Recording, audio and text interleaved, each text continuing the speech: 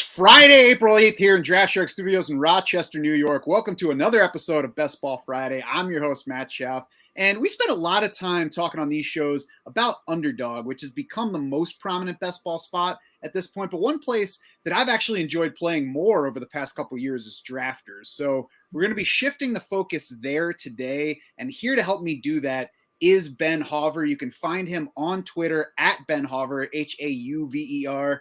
His website is thedfsdose.com. And if you're a regular on Drafters, you might recognize him as the champ of last year's regular season tournament on there. Ben, thanks for joining me today. Yeah, thanks, Matt. Appreciate the invite. Happy to talk some best ball, chop it up, talk Drafters, all that good stuff. Yeah, it was fun to find you and then realize that you actually live in the greater Rochester area just like me. It's funny when you have to go to Twitter and through somebody else who lives far away, find out there's another fantasy guy who lives like 20 minutes away from you. I know, it's crazy, right? Like, you sent me the invite to hop on the podcast. I'm like, all right, cool. And then I go over to your, page. I'm looking around. I'm Rochester, New York. Oh, okay. All right. We're brothers in area. So that's what's up, Right. That's kind of the way I found Draft Sharks initially. I was here for a while and I was like, wait a second, you guys are like right next door to me? That's crazy. So anyone who sees the pinned tweet at the top of your Twitter page can see that you probably had quite the sweat in week 17 of last year. 12 hundredths of a point was the difference between the win in that Drafters tournament I mentioned a couple minutes ago and cutting your take in half by finishing in second place. So Ben, walk us through how that final week played out for you. All right. I mean, so pressure was on, right? And I spend most of the actual NFL season focused on DFS. I'm not really looking at my best ball teams until about, week 15, 16, really checking it out at the end because I'm just so invested in, DFS during the season. So, I tune in around maybe 3 or 4 weeks till the end of the season, see where I'm at. And, I'm in the top 10, so that feels good. And then, things just started really breaking right. And I was climbing up the ranks. And by the time we get to week 17, I am in second place. I've been flipping back and forth with a guy who goes by the name of Do Me Favors. Him and I started DMing all week like, oh man, this is going to be really close. Our teams are really similar. So there's only a couple players out of, the 20-team roster that are going to be differentiators. So, Justin Herbert has a big game. We both have him. Mark Andrews has a big game. We both have him. That's not really going to move the needle one way or the other. It's sort of the ancillary guys. And, it looked like it could really go either way all week. And things just broke really right for me, man. Devin Singletary comes in, has his first 20-plus point game of the season, really kicks off his, breakout towards the end of the season at that point in week 17 when I need it. Clyde Edwards-Helaire gets hurt in week 17. I have Darrell Williams as my RB5 guy that I took at the end of the draft. He comes in, drops 25.7 in the absolute most clutch moment. Mark Andrews, who was on an absolute tear at the end of last season, as I'm sure you remember, he put up 28, 35, 26 over weeks 14 through 16. Then he comes in, drops only 14 points in that final week 17. We both have him. And then my tight end too, Noah Fant, comes in and has his second game all year with over 20 points. So that's a huge differentiator right there. And just everything really broke right at the right time. It was a super intense sweat going into Monday Night Football, which was the last game of that slate. We were set. I had zero. I was up by 0.12 points, literally 2 yards over the course of a full 17 game season in total points. Just a crazy close game. He had David Njoku left in that Sunday night game, and Njoku wasn't able to pull it out. It was just a crazy sweat. It was probably the first time ever, at least since 3 years ago, that anybody was watching David Njoku and like, God, I hope this guy doesn't go off tonight. I was. And I usually don't watch games like out at bars or anything like that, but I had to. I was just, I was so nervous. I was out there and just every catch. And, Njoku got like 2 catches in the fourth quarter. I'm like, if this dude scores a touchdown right now, I'm not making it out of this bar. But, we held on. Darrell Williams and Devin Singletary are interesting names in that mix. Are they? Mm-hmm. So, I mean, on one hand, obviously they show you the kind of differentiator that you can get late in the draft. And obviously you're spreading around exposures at that point. You can't say this is the one guy that's going to be the difference maker. But being that those were 2 later round running backs, are you generally looking to get those later running backs? I guess how in general, whether it was just last year or year over year, do you target running backs? I mean, running backs like that, I think, are like imperative to the success of being a winner in these large field tournaments, because, that's a mistake I think a lot of people make, is not understanding how much you have to prioritize upside. And so, JD McKissick, look, like a player like that is going to probably outscore, Tony Pollard, Alexander Madison, all these sorts of guys, Singletary, Darrell Williams, like on the season, but he's not going to have those opportunities where the guy in front of him gets hurt and he's going to have monster games for you. So, I was just like looking at Darrell Williams, and yeah, he had a ton of games where he wasn't usable, but he had 3 games with 20 plus. So just that level of upside is not going to be there with some of the guys who definitely are going to finish with more total points than him. But you definitely need to capitalize on those spike weeks, and running back is definitely the position to do it, because there's just such a higher injury risk over the course of the year. And then some of these guys also have standalone value. Like Tony Pollard didn't have, any real monster stretches where Zeke missed significant time and he came in and was the workhorse. But, his role in the passing game still gave him value in a full PPR format like drafters, which, going back to your point, is just one of the other things that I think is really important with drafters versus underdog, is that full PPR versus half PPR makes a huge difference. Yeah, I've seen recency bias. We see recency bias on players all the time, but I've noticed it this year on that handcuff running back prototype, where last year we were coming off Mike Davis, stepping in and being a reasonable facsimile of Christian McCaffrey. Obviously not McCaffrey, but a guy who played like an RB1, produced like an RB1 with McCaffrey out. So people were elevating Tony Pollard. They were elevating Alexander Madison. This year, we don't really have so much of that kind of guy to look back on last year that was really a league winner from that handcuff spot. I've been noticing Alexander Madison going a lot later. Tony Pollard even going a little bit later. I think he still kind of gets lost in the range where like Miles Sanders, Kareem Hunt are going, but Madison steps out to me for the reason that you said. Most of the year he's going to give you nothing, but if Dalvin Cook goes down, then you've got a potential RB1, which I talked about with Hayden Winks on the episode of this that he guested on. Mm-hmm. Yeah, and that's like a clear example to me. So I mean, just looking at drafters ADP right now, like, guys like Tony Pollard and Alexander Madison are going around, like Raheem Mostert. Okay, yeah, Mostert is probably going to have more touches than Alexander Madison.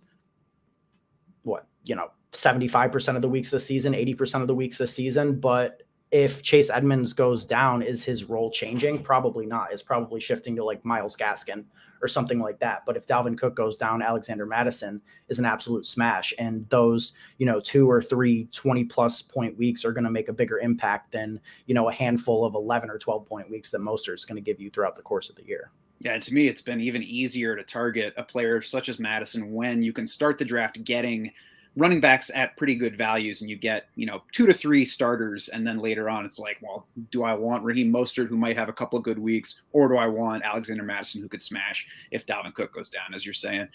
Besides those later running backs, what else? Obviously it's key to get the breakthrough guys, Mark Andrews, who have big seasons that year. You're going to find a lot of that type of player. But what else specifically worked for your roster that made it the champion last year?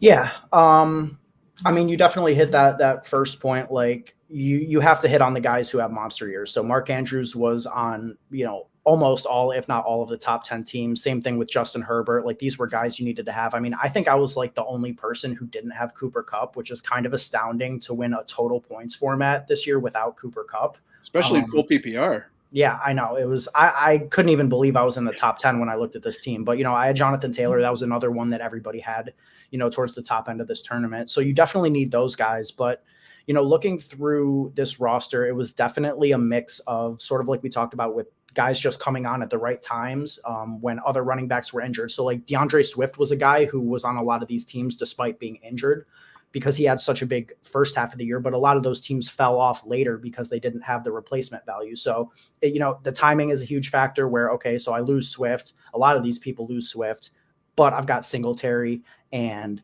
Darrell Williams coming on at the right time. I would say one player that made a huge impact was Cordero Patterson, who I had as my final round pick, 20th round pick.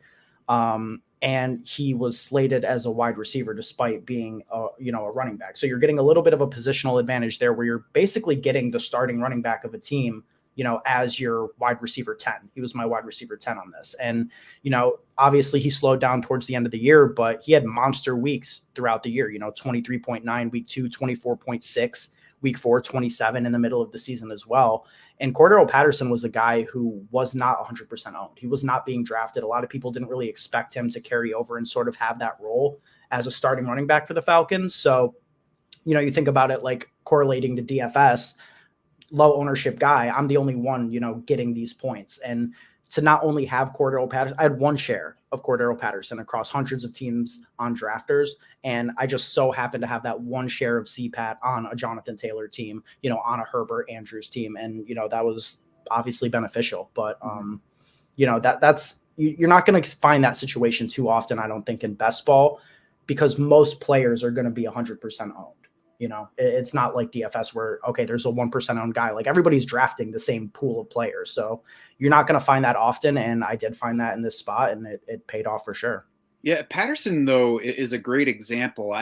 We're probably never going to see this exact blueprint where it's your 10th receiver and he turns into some team's #1 running back. But he's a good example of seeing a path. And it's not a matter of saying this guy's definitely going to hit.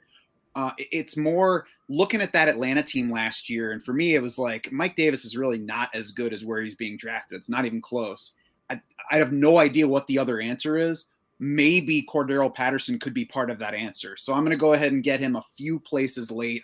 Obviously, at this point, I wish I had taken him a lot more. But he was a player that you could look at that point last year and be like, something could happen for Patterson, even if it's just, 3 good weeks. That's a lot to give me out of around 20 picks. So he's, we always at this time of year, people are like, who's going to be this year's Cordero Patterson? Who's going to be this year's Stephon Diggs? And the easy answer is nobody, but they do give us somewhat of a blueprint of what we can look for. Usually in finding that next Patterson, it's not finding the one guy that's going to do it, because most likely that guy is not going to do it, but it is finding a pool of guys and trying to mix in some of those players. So when you do get that one dude that smashes, you've got it on a roster and you do benefit from it. Yeah, absolutely. And I mean, I do wonder with like the year that Cordero had and the year that like Debo had, how much of these like mixed sort of roles we're going to see going forward. Like you mentioned, who's going to be like the next Cordero. Like everybody's been talking all offseason, who's going to be the next Debo? And yeah, probably nobody. But I mean, if we do find a wide receiver who's going to get that mixed role, that could be extremely valuable. And I don't know. I just think, it's like a copycat sort of league, right? So people see that out of Debo and they're going to want to find a way to do that on their own teams. And, maybe we see this going forward, and it definitely adds value to these players to be, versatile. We sure wanted it to be Laviska Shenault, and then the Jaguars are like, here's some money, Christian Kirk. Here's some money, Zay Jones. Here's some money, Evan Ingram. No, we still like Laviska Shenault, I promise. Oh, God, pain. So much money lost on Laviska. Laviska Shenault might be more attractive now, though, than he was early in draft season, because now nobody wants him, so you don't really have to risk a whole lot to take a shot on him. Yeah, he's dead cheap, and I mean, definitely a candidate to get traded. He could go to a different situation and smash value for sure. Did this particular roster kind of fit in with the way you build in general, or was there anything different about it? So it's funny that you asked that, and it's funny that this was the team that won, because honestly, like if I were doing a review, and sometimes like on my podcast, I'll review teams or we'll review teams after a stream, I would have looked at this team and thought it was pretty not good, not a good team, to be honest with you. Like, for example, taking Mark Andrews and Noah Fant, 2 tight ends in the first 10 rounds isn't something that I would advocate doing. It's not something that I would typically do.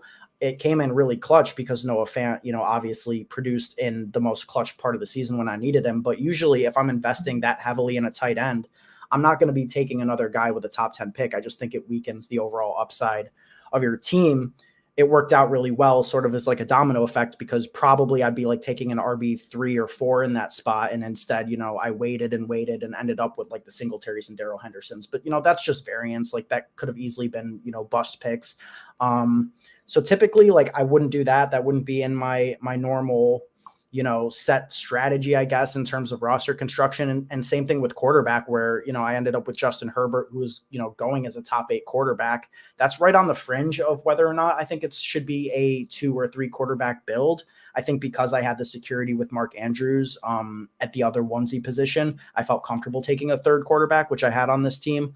But, typically I think I would be leaning to only take 2 quarterbacks if I invest a top 8 pick in, a potentially elite guy like Justin Herbert. So, looking at this team, I wouldn't have given it a 10 out of 10 by any stretch if I were, rating it right after the draft. But, just goes to show you really don't know until the season plays out. And I think variance means that we often tend to overrate how well we can judge a roster right after the draft happens. I know I always feel better when I get a C- from those Yahoo draft grades in an email than when it says A. What did I do wrong? For sure. So what made you draft Noah Fant where you did, given that he was your second top 10? Was it just he was a good? You felt like he was a good value where he was going. You didn't like anything else around him. It must have been. See, unfortunately, when I went back and looked at this team, I think there was sort of an issue with drafters where because playoff best ball had started, some of the ADPs are a little bit off. So I can't actually see exactly where I got him relative to some of the other players I picked. But I mean, just looking at the general roster and my memory of the ADP, yeah, it looked like wide receiver was extremely dry at that point in the draft. So I probably just, I'm looking at Noah Fant, thought the upside was there. I was big on Noah Fant last year. Didn't really pay off. But, it did in the end, I guess. But yeah, I'm looking at the wide receivers that were available for me in that round. I'm looking at Cole Beasley, Jacoby Myers. Yeah, definitely taking Noah Fant over those type of guys at that point. Yeah. And I mean, you talk about variance, and obviously we all know there's lots of variance, and there is definitely good luck in Devin Singletary paying off when he did, Darrell Williams getting opportunity when he did. But we can look back on those picks at this point and make some sense of them. You took Noah Fant probably because you didn't love what else was available at the other positions. And you're like, well, Noah Fant's an upside player, so I'll go ahead and take that second tight end. And then later I don't have to take another one. And then in waiting to take those running backs, you found Devin Singletary and Darrell Williams, I'm assuming because at where they were going, they made a lot of sense for potential opportunity. Devin Singletary, at that point, Zach Moss was the favorite, but obviously not a lock to lead that backfield. And then we saw how it went. Eventually, Darrell Williams was the backup to Clyde Edwards-Helaire, who hasn't been a lock for anything but disappointment so far. So obviously, we will always rely on some variance and some luck, but I think a big key to these is setting yourself up to take advantage of that variance. And this to me looks like a good example of where setting it up helped to get you to this point. Absolutely. I mean, God, what's the expression? It's some luck favors those who are prepared or something like that. You have to definitely set yourself up to capitalize on those opportunities. And, you said it really well there. So yeah, I agree with that. And I like too, the example of adjusting on the fly, because that's where I feel like I get one of my edges in a draft is you go in with some plan, especially if it's geared toward where you're drafting from. But when things go differently than you're expecting, you got to be ready to do something different, because if you just follow the trends of that draft, you're just going to be drafting another team in that league instead of one that's doing something different to give you an edge to win it. Yeah, absolutely. And I mean, I think that a certain amount of that is just going to come from, experience and how many drafts you've done and how long you've been playing best ball. It's definitely different than I think any other format of fantasy football. A lot of people who I've talked to, outside of the space, you try and explain it to them. And it's just a really hard concept, I think, for casual, redraft specific players to get. Obviously it's a growing niche, and, people like us who create content and, we're gambling on it and drafting in March and April, but it's still a really hard concept for some people to grasp, I think. You mentioned that you spend all the regular season focused on DFS. How much do those two interplay? Your experience with best ball, your experience with DFS, how much do you bring from one to the other? And, I guess tell me which way it has gone for you. I mean, I think that they are extremely similar. I think that they're a lot closer together in terms of the game that they are at their core than best ball is to redraft, for example. I mean, it may seem counterintuitive since, redraft, you're drafting a team and you're drafting a team in best ball versus building around a salary cap. But I really do think that specifically with tournaments, and I guess I should say that I only play best ball tournaments. I don't play any cash. But when you look at it from that lens, I think that DFS and best ball are extremely, extremely similar. And the things that you're going to have a solid understanding of translate to both, in terms of contest selection. How different do I have to be in this contest? How much upside do I have to build? How many people do I have to beat? That's not really something you're asking yourself in redraft or dynasty, because you're playing weekly matchups against one person, not massive fields. Stacks and correlation doesn't matter as much in, a redraft league. Your friends and family league doesn't matter. Definitely matters in DFS, as has been proven over the past couple of years, and matters a ton, I think, in best ball too. You want correlated rosters. You want to stack your rosters. And then roster construction, just having a very solid fundamental understanding of what positions to draft where, what position limits you want to have. And that goes into DFS as well, in terms of like how much of your salary you want to spend. How much upside are you getting by punting it off at quarterback, for example, on DraftKings versus punting it off in a best ball draft. So yeah, I think that they're very, very similar. And, the better at DFS I got, I think the better at best ball I got as well, and sort of vice versa.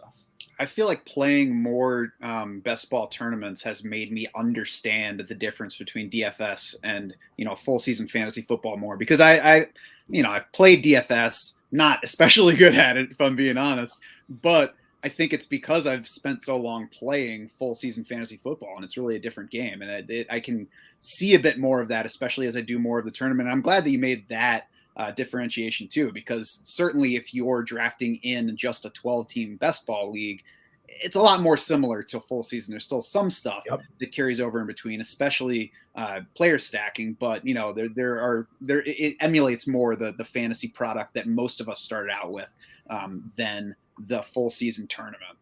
Right. Absolutely. And I mean, like, that's what best ball started as too, right? Like if you go all the way back to like the MFL 10 days, right? So like, that, I guess the difference is that now it's so much more like alluring to join these tournaments with the big prize pools, and it just feels more worth it. Like, you're going to put your $10 aside for 4 months to win like 18. Like that's not really enticing to me, I don't think. But yeah, I'm willing to put a couple hundred or, 1,000 or whatever away, and then maybe come back with 10. Like that sounds fine with me, Mm-hmm. So I think that that's definitely a thing. But then like you think about contest selection from like a zoomed out perspective, like it may seem like it's the same thing. 12-person draft, 12-person draft, DraftKings, I'm entering a tournament, I'm building a cash game lineup. Like it's the same format, but the goal is entirely different. And if you don't, have a nuanced understanding, you're going to just end up burning money by, building things in an incorrect way, I think. Mm-hmm. So what are like a couple, let's say somebody is just trying to jump into this, and, you could say whether it's a mistake to jump right into best ball tournaments, but let's say somebody just wants to go from playing regular full season lineup setting fantasy to, some entries into a best ball tournament format. What are the basics that they have to have in mind for playing what is really a different format than they're used to? I think that I would want to, first off, I would say just do it, because it's going to take a little while for you to get the grasp and sort of just understand the way that these drafts flow, because they are definitely different than redraft leagues. In a redraft league, like you're going to take your quarterback one, and then you might not even take another quarterback, or you might wait until the last round. You really can't do that in these drafts. So like, it's just going to take a minute to acclimate yourself, I think. And the best way, for me to do it, and I know everybody's different, a lot of people probably don't want to invest as heavily as I do, or as some other people do, but like, you just got to get in there and do it and get a good feel. I think that the most important parts of best ball are understanding roster construction, which, takes research, but, there's so many amazing resources out there these days, like the guys at Underdog and the analysis they do, Hayden Winks, you mentioned earlier, like they've done so much good analysis. And, I think that if you just take the time to like read some of that stuff about, roster construction, you can instantly have a, sort of an edge on the field. Because even now, right, I wasn't sure if I wanted to start drafting this early. I'm like, God, it's probably just going to be like only super sharps who aren't going to be making any mistakes. Like, is there really any edge whatsoever? And I still am noticing, 2 to 3 teams that I would call dead teams at the end of every draft, just because they're making basic roster construction mistakes. And if you can nail that part of your game down, it really will, I think, boost your overall expectation over the long term, and it's just not something that everybody is doing or seems to have a solid grasp on, I don't think. Even among, and I do think that it is a sharper field drafting in March than you're going to find in August. But, even there, you'll find things like ADP influencing player draft position more than it really should. Like Deebo Samuel is just the most glaring example to me in that the initial player rankings coming off the season have him at the end of round 1, and he's just stayed there.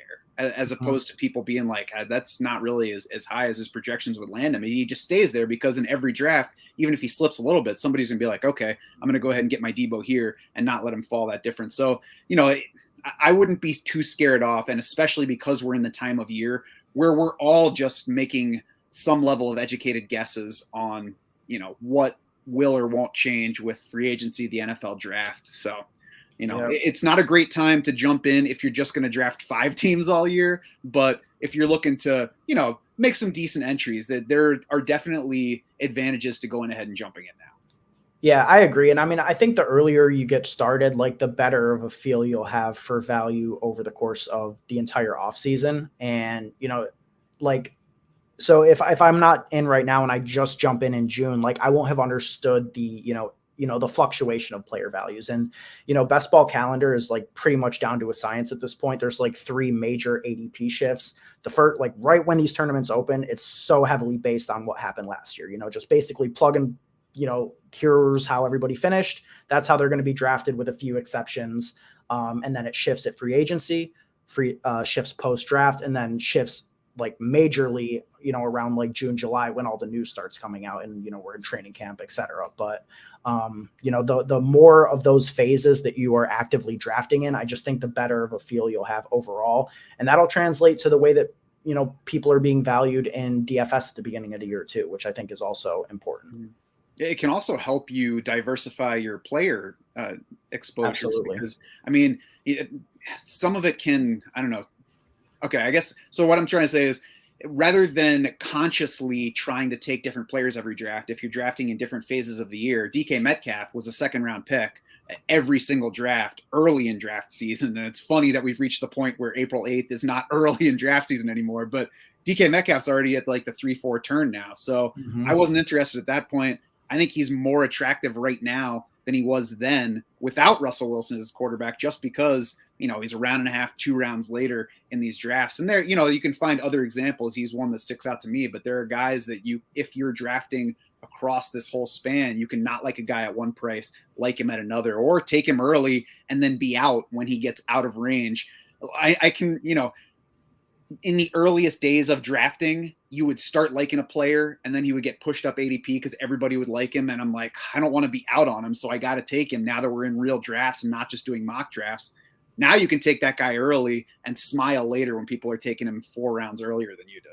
Absolutely. And you can hammer him, like I could have like 20% of this guy, 25% of this guy, and then, still wean myself off and have a great amount of exposure to him at a better price tag than the field. So, Absolutely. Or you can take a bunch of Chris Carson and then cry when Seattle brings Rashad Penny back anyway. Oh my God. I know. Right? So we talked about roster construction. How has your primary roster build differed or been the same year to year? Do you find that you tend to get, the same numbers by position, target positions in the same level of drafts year over year? Or is that something that has evolved?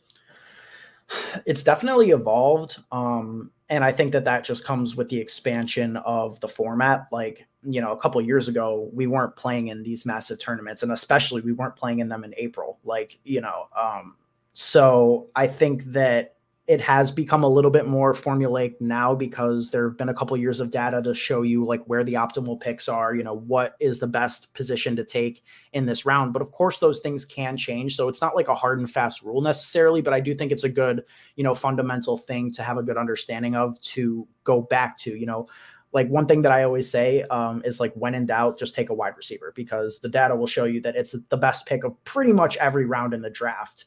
Highest ceiling, you need the most of them. So if I'm in a really tough decision, I'm like, God, do I go with, this player, one's a wide receiver, one's a running back? I'll just take the wide receiver. Maybe it'll work out, maybe it won't, but I know it was like a sound decision, just from a process standpoint. I will say that last year, I focused on this a lot more heavily. I drafted by far the most teams I've ever drafted last year. And I've been like progressing year by year. Like a couple years ago, I was doing, maybe like 100. Last year, I was up to 500 or 600. This year, it'll probably be quite a bit more. I'm planning to max multiple tournaments this year. But I think that understanding roster construction gets more important the more teams you have, because it's such a glaring thing that can either, build the expectation of your team to be better or just be a massive leak in your game. So, yeah. What's your primary build for this one quarterback format, full PPR, that is the kind of the primary drafters format? I think that the way I look at it is that on drafters, you need to have upside built into every single position, because you're literally trying to finish with the most points out of 10,000 people. So you can't have, bad weeks really. And you can't have weeks where your upside is capped. So I think it depends on where you take your first quarterback or where you take your first tight end. And I look at those two positions in conjunction. The two onesie positions, you're only starting one typically from each of those positions. I like to have 5 players between them. So if I take a quarterback early, I will probably be waiting and taking 3 tight ends, take a second quarterback sometime in the mid range, and vice versa. If I take tight end early, I'll be taking 3 quarterbacks, and I'll most likely be waiting later. Sometimes I get a little weird, like, if the position or if the situation presents itself, like to grab Mahomes and Kelsey. So those are 2 top 4 picks designated to each of those positions. That's going to be an alternate build where I'm only going to have 2 quarterbacks and 2 tight ends. But that's not something that I would, necessarily advocate, or definitely not advocate at like a frequent range, because you're definitely capping your upside at running back and receiver when you do that. Mm-hmm. How attentive are you to spreading out your player exposures draft by draft? Is that something that you track as you go, or is it more a matter of feel and just taking a grand view at certain points during the draft season? Yeah, I definitely don't do it draft by draft, but it is something to be cognizant of. As I mentioned, like last year, I drafted by far the most teams I ever had. And, this was like a lesson I learned the hard way last year by having 25% Cam Akers when he went out, by having 20% ETN. And I thought I was just dead in the water last year, coming into the season, because I ran pretty poorly with injury luck coming into the year, I felt. And maybe those exposures were a little high, maybe specifically Cam Akers, like having a 25% exposure to a player in the first 2 rounds isn't, something that I think is necessarily good.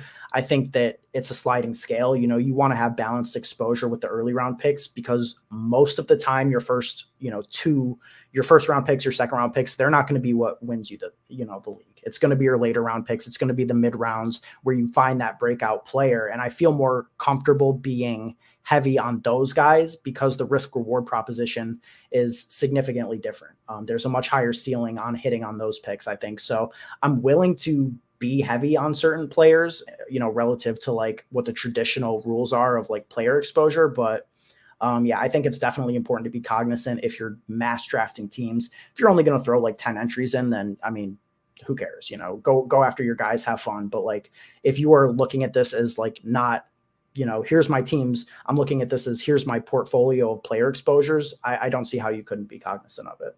Right. Yeah, I think that's important too, to consider the different levels of players here. If you're, max or high volume drafting, then you've got to pay attention, because we're all going to get some things wrong. As you mentioned with Cam Akers and Travis Etienne, guys are going to get hurt. You could be absolutely right on the player, but if he tears his ACL, then you're suddenly wrong on him, and it's going to drag you down. And I like that you highlighted the difference between a second round pick and somebody later in the draft. We always see, all summer we start getting the Twitter question, who's the one guy you can't leave your draft without? And people always want to mention players in round 4, round 5. Like, if a player in the first third of your draft is the guy that you're thinking of as the can't leave my draft without, then I think that you're thinking about that question wrong. For me, it's always a player that's like round 12 plus, because that's where you find guys that either are, I think, drastically undervalued or have the path to smash the position at where you're investing in them. So whenever I check my exposures, those are the guys that are leading, the guys in, well into the double digit rounds. Yeah, absolutely. And I mean, it's a lot easier to get those guys because, like, in the first two rounds, a lot of it's just going to be dictated by the randomized draft position, unless you're just going crazy and like reaching on players left and right. But like, it's definitely not the case with the later round guys. Like I could take a guy with a 16th round ADP in round 15 or round 17, and it's really not going to make a huge difference. But it's a lot easier to get those guys that are your guys, and you're not just going to torpedo your entire roster if they go down because the price is so much cheaper. Mm-hmm.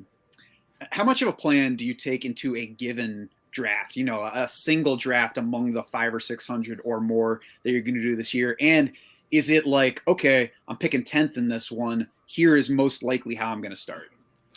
It's definitely that. I mean, I wouldn't say that I go in with a plan. I would say that, I go in just with an understanding of how drafts will play out from any given position, just because, through volume, you get a feel for that. So, like, yeah, I mean, to a certain extent, I open the draft and I've got the 101. Yeah, I'm planning on taking Jonathan Taylor, but that's just like, a function of, balancing out exposures and doing what you got to do.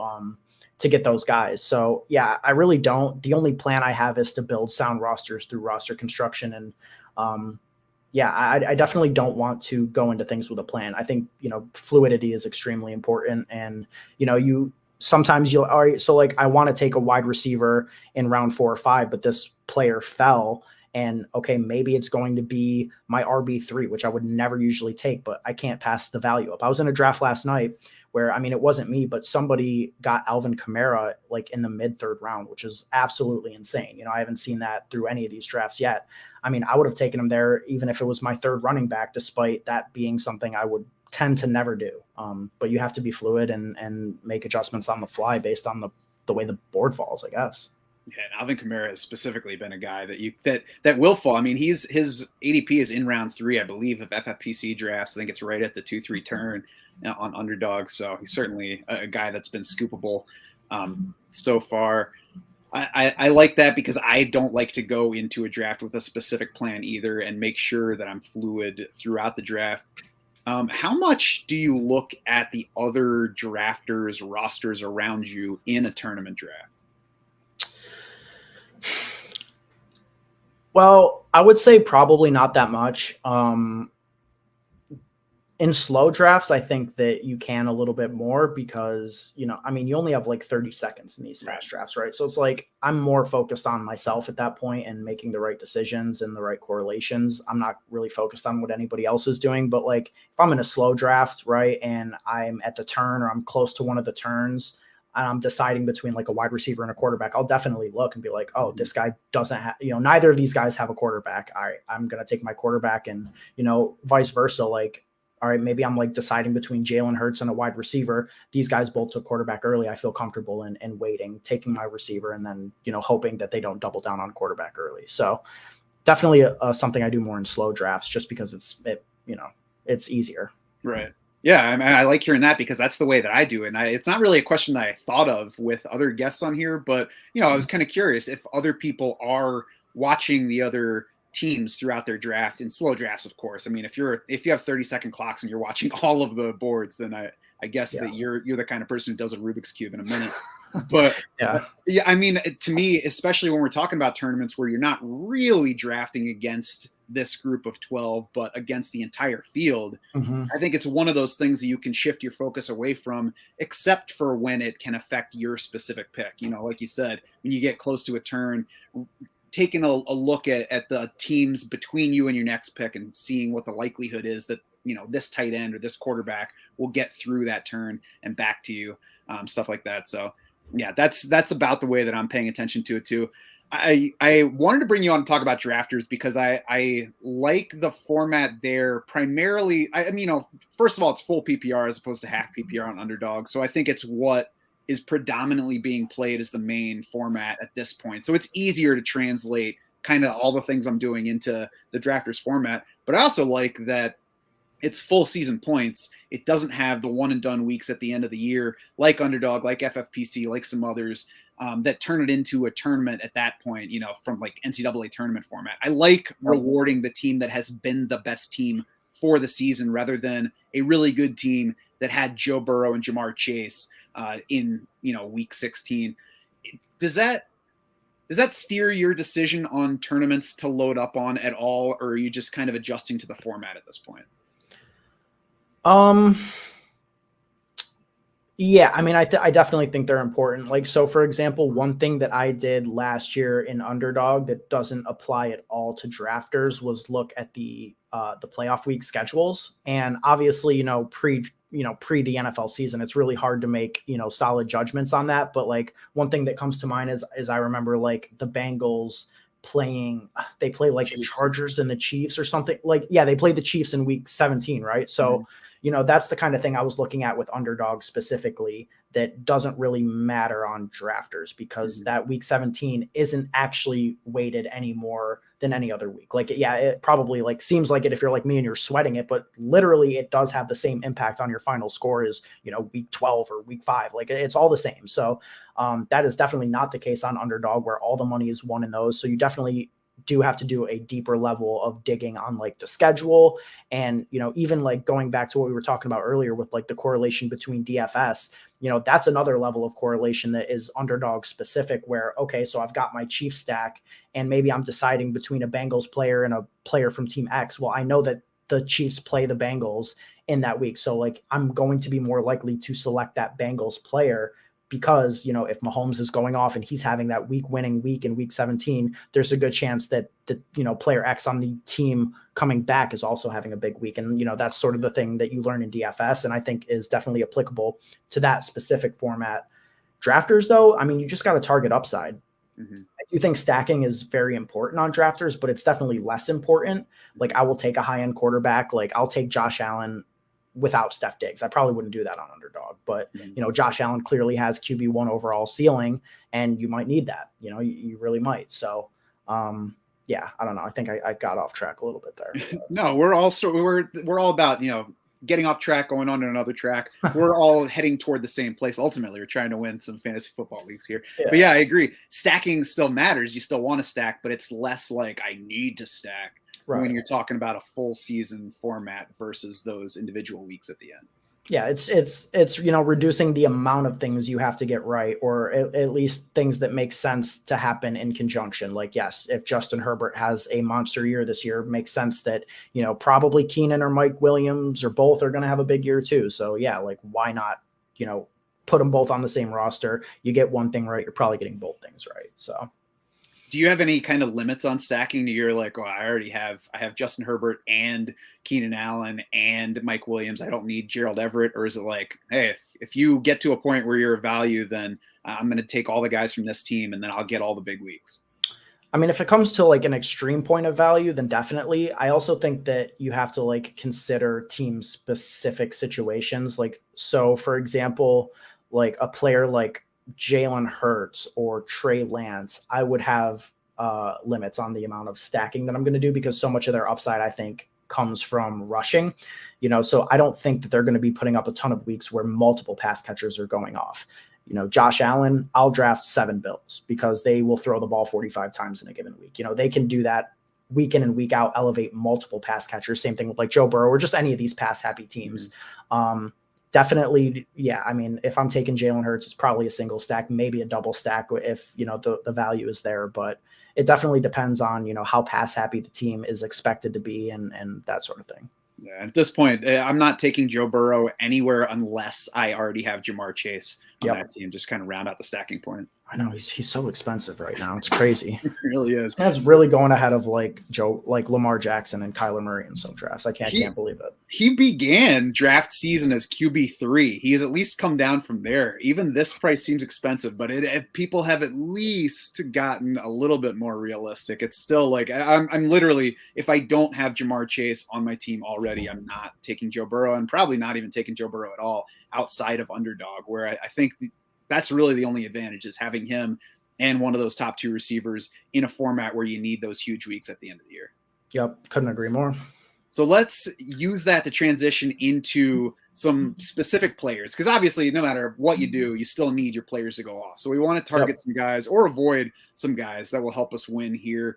Who have been some of your favorite players to target? And we can just go by position, starting with quarterback.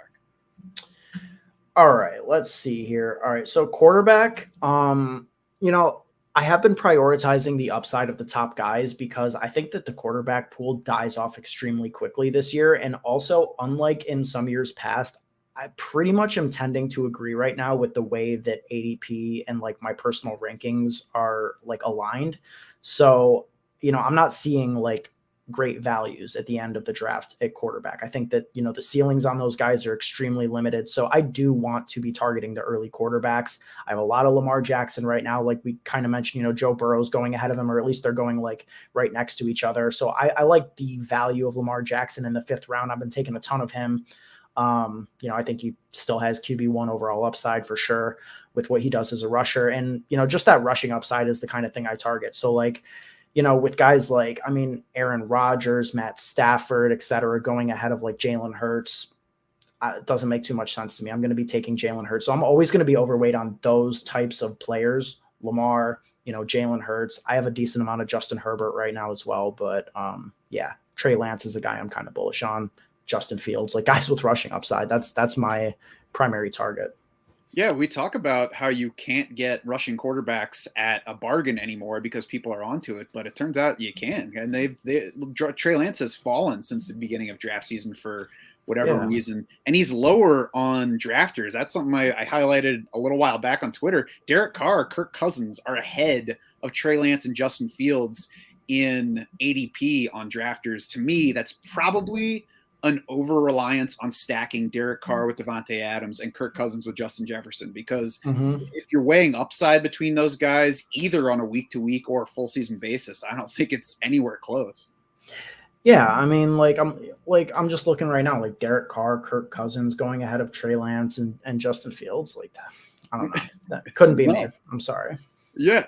And so I like the early quarterback too. That's been a funny evolution because, I think most people who would target one of those quarterbacks now have at some point been in the wait on a quarterback camp.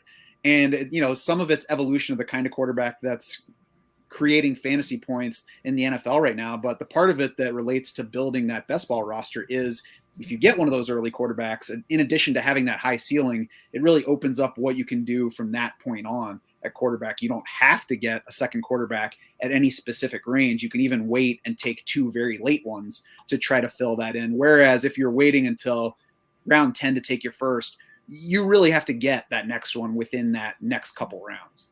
Yeah, absolutely. And I mean, just like the upside, I feel like is so capped after, that QB like 15, 16 range. Like once you get down to like Mac Jones, Matt Ryan, Zach Wilson, et cetera, it's just, I just don't know if you're ever getting big spike weeks out of those guys. So even on rosters where like I have a Josh Allen or a Justin Herbert or whomever, I still think that I'm trying to get my quarterback to, before that tier, like where the tier ends of like Fields to Trey Lance, guys that at least have the upside to still make it into your roster, more times than just Josh Allen's bye week, Yeah. It's basically the Tua line since they got Tyreek Hill, either before or after the Tua line. The Tua line. I like that. Yeah. So who are you targeting at running back so far?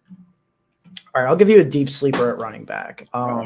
This is a guy that I've been taking a lot lately. I haven't quite checked my exposure in the past couple of days, but I would imagine he's like right towards the top because he's like a 19th, 20th round pick, and you can get him in every draft if you want him. And that's Dearness Johnson, which is, a little bit out there. It's a little bit, of a dart throw, but all right, situation is he's the current RB3 in Cleveland, right? And there are a few reasons I like him. And the main one is that there's multiple outs to success. Obviously, he has, the upside of any of these late round running backs where if the guys in front of him go down, he could, elevate and get a bigger role. But also we have the Kareem Hunt trade rumors. I think that that's still in play. Kareem Hunt could definitely get moved by this team. They've, been taking calls on him. We've been hearing that for months. And not only that, but neither Kareem Hunt nor Nick Chubb get a massive boost in workload when the other one goes out. So Dearness Johnson isn't just a hedge on, one player getting hurt. He's a hedge on 2 players getting hurt, 2 players who have both missed games over the last 2 years. And, Nick Chubb goes down. I think Dearness sort of, slides into having a pretty decent role. Kareem Hunt goes down or gets traded. I think he slides into having a pretty decent role, and he has pass catching upside. He had 3 games last year with 20 plus touches. He has been productive for the Browns. I don't know. I like him. Plus, there's also that, shadow looming of maybe this Browns offense is absolutely a juggernaut if Deshaun Watson plays a decent amount of games. So I don't know, man. I love Dearness Johnson. He's like the perfect RB5 type that I'm targeting at the end of my drafts, i.e. Darrell Williams last year. Mm-hmm. Yeah, I can certainly see the upside path. It's easy at this point in the year after we get past that first run of free agency and some trades, especially with the way the trade market went this year, to say, well, I guess the Browns are keeping Kareem Hunt, but it's April 8th. I mean, no team has lost a running back to a season-ending injury yet. So there's lots of time for a trade to potentially happen there. So yeah, I agree with the upside. And if you say he's crazy, how does anybody say I love Dearness Johnson? Well, nobody actually loves him. That's why he's a 20th round pick. So Ben loves him as a 20th round pick. He doesn't love Dearness Johnson unconditionally. Yeah, I mean, how interesting would it be if I said how much I love Jonathan Taylor? Like, come on. Right. I'm not leaving any draft without Jonathan Taylor. Wide receiver, any targets so far? Yeah, I will say a guy that I have been drafting an absolute ton of, and that is Mike Williams. I mean, first of all, I just want to say I'm all in on the Chargers this year. I'm literally drafting every Charger at ADP or slightly above. Like Austin Eckler is my running back 2 right now. And so, with him going around pick 6 or 7 on a full PPR site, I'm going to be super high on on Austin Eckler, I should say. But with Mike Williams specifically, his ADP on drafters is 48. So he's going, 4 or 5 turns. Sometimes you can get him mid-5th if he falls a little bit. And I just think that within the range of outcomes of Mike Williams' season this year, we could definitely see him flip Keenan Allen to being Justin Herbert's primary alpha wide receiver 1. We saw it at a point at the beginning of last year when Mike Williams started off the first 5 games with, 4 of those games having 22 plus points, 2 out of those 4, 30 plus. He's obviously a big play threat, but if he gets utilized and targeted, sort of in that mass target role that Keenan Allen has been in, I think the upside is massive. At worst, Mike Williams is going to have a couple big touchdown weeks that, find his way into your lineup regardless. And at best, you're smashing value on a guy who's going to be, regarded as like a top 2 round pick next year because he's Justin Herbert's wide receiver 1. So yeah, I'm all over Mike Williams. I'm all over the Chargers this year. I've already bet futures for them across multiple sports books. Like, let's go LA this year. Yeah, I bet them to the Super Bowl right after the Super Bowl ended. So I've been happy to see how their offseason has gone. And the range of outcomes on Mike Williams, I think, is important because you can look at his ADP, and it's even been climbing on Underdog. I think he's inside the top 16 at this point at wide receiver. Wow. But so that's, I think, getting a little bit high. But again, if we're talking about best ball tournaments here, which obviously we are, he's at worst, a healthy Mike Williams is going to give you some spike weeks. So if you just get some spike weeks and that's all, and that's letting you down, you're going to be okay with them. And a wide receiver 21 on drafters, I'm certainly a buyer more than thinking that he's overvalued at that level. Yeah, and I mean, I would also say that like that makes sense that he would be higher on Underdog because like his highest range, like the top of his ceiling is going to come from touchdowns. And, on drafters, you could definitely make the case that like some of these other guys are going to have a lot more receptions. He's going around like Elijah Moore, Amon-Ra St. Brown, et cetera. Like, yeah, those guys have an elevated amount of value on drafters, whereas like I don't think that their upsides are nearly as comparable as they are or as they would be on Underdog. So yeah, that makes sense to me that he would have a higher ADP on UD. I think it's interesting too to look at, and you never really know, but it seems like from the way people draft on these 2 sites in particular, that there are some that don't really take the difference in scoring into account probably enough. I mean, with the way that wide receivers are drafted on Underdog, and actually the way that running backs are going on drafters, running backs collectively are going a little bit earlier, that higher range of running backs on drafters than they are on Underdog, and wide receivers are going earlier on Underdog when really it should be the opposite. Absolutely. Yeah, that's a good point. And that just like goes back to like sort of what we talked about with like the correlation between DFS and best ball. I mean, contest selection and understanding the rules of the contest you're in is just so massive. And I mean, you would think that people, especially at this point in the year who are drafting, have a decent understanding, but I don't know, some questionable things going out there in these drafts. So yeah, and just be aware of the different draft environments. Like if you're drafting on Underdog and you're like, I really like the early running backs because people are leaving me Saquon Barkley in round 3, then you go over to drafters and it's like, well, running backs are going a little earlier. That's where you go ahead and take those early round wide receivers, especially because it's full PPR. And if you're getting somebody that's getting, 10 targets a week over there, you can fill that in a lot more easily with later round picks at other positions. Mm-hmm. Yep. So tight end, who are your targets so far?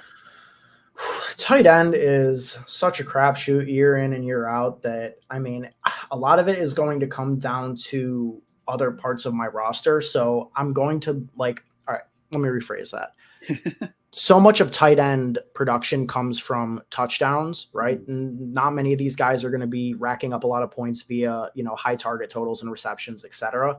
So my tight ends are almost always going to be correlated with my quarterbacks when I can get it, because, I just want, my quarterback, if they're throwing a touchdown, my tight end has a chance of catching it. If my tight end's having a good week, it's probably coming with an additional passing touchdown from the quarterback. So, I mean, that's obviously not always possible, with the higher end guys. Like, it's hard to correlate Lamar Jackson and Mark Andrews or Mahomes and Kelsey, et cetera. But it's not hard to, add Gerald Everett to a Justin Herbert stack. It's not hard to grab Dallas Goedert and Jalen Hurts at the 8-9 turn or whatever it is, 9-10 turn. So, those are the kind of things I do.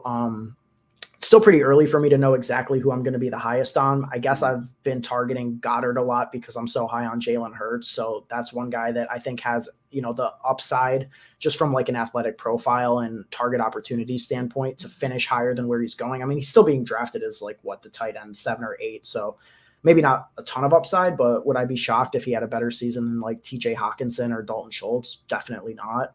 And then other than that, I just target tight ends late that are on offenses with a lot of potential touchdowns that can be scored. So, I mean, maybe the target projection doesn't look good, but OJ Howard in the 20th round on the Bills, sure, he could luck box his way into 5 touchdowns. Gerald Everett late, absolutely. Albert O late with Noah Fant gone and Russell Wilson coming to town, absolutely. So a lot of it is going to just be, targeting correlations with my quarterbacks and then, targeting guys on high-powered offenses that I think can, produce a lot of touchdowns. Yeah, same for me. It's been easily the most variable position that can depend on how that draft is going, how the team build is going. Cole Kmet has stood out to me, a tight end 18, and especially with the value on Justin Fields that we talked about earlier. It's even easier to get those two than it is to get Jalen Hurts and Dallas Goedert in the middle of drafts. You got Justin Fields as your second quarterback a lot of times. You can take Cole Kmet as either a very late first tight end or a second tight end. And frankly, if I have, like Dallas Goedert and Cole Kmet, I'm okay with not having a third tight end in this format at all. Yeah, no, I definitely agree with that for sure. Who among all the positions, any players that fit into your 0 shares guy? I mean, there will always be fades, but I'm assuming at the level you're playing, a fade means that you're getting some of him as opposed to, up at the same level as everybody else around him. Any guys that you're just not touching at all at their current price? I mean, all right, so for like transparency's sake, I'm only about 55 to 70 drafts deep right now. So I mean, I don't know who I'm going to get exposure to over the next basically a tadpole, huh? Yeah, that's how I feel. But some guys that I can tell you for sure I haven't taken any of yet this offseason is a lot of these running backs at the top of the 3rd round. Like I'm almost never going to be taking Saquon Barkley. I'm never going to be taking David Montgomery, Antonio Gibson. Like these are just not the profile of player that I'm interested in, especially when from an ADP sense, they're going around, Mike Evans, T. Higgins, Jalen Waddle, DeAndre Hopkins, Keenan Allen. Like I will just be spreading my exposure between like those 5 wide receivers 10 out of 10 times rather than trying to get Barkley or Demon or Gibson. A lot of that goes back to like the RB dead zone that became a popular point of discussion last offseason. But you just know that the wide receivers, A, have more upside, B, you need to roster more of them, and C, they're less likely to bust for, poor projections or just injury concerns. So I'm fading these guys. And specifically with like Barkley, Demont, and Gibson, those 3 guys, they're all on, very questionable offenses that could not be very productive from a fantasy perspective. So it's just easier to, target wide receivers on the Bucks or the Chargers or the Bengals. Like it just makes all the sense in the world to be heavier on those guys than target these running backs. So, and just like in a general sense, I'm fading a lot of running backs in that running back dead zone, going back to, that like J.K. Dobbins, Zeke Elliott in the 5th round. I find myself going after wide receiver or, elite quarterback in that spot almost every draft. And, we'll see how it goes, but I feel pretty comfortable in that.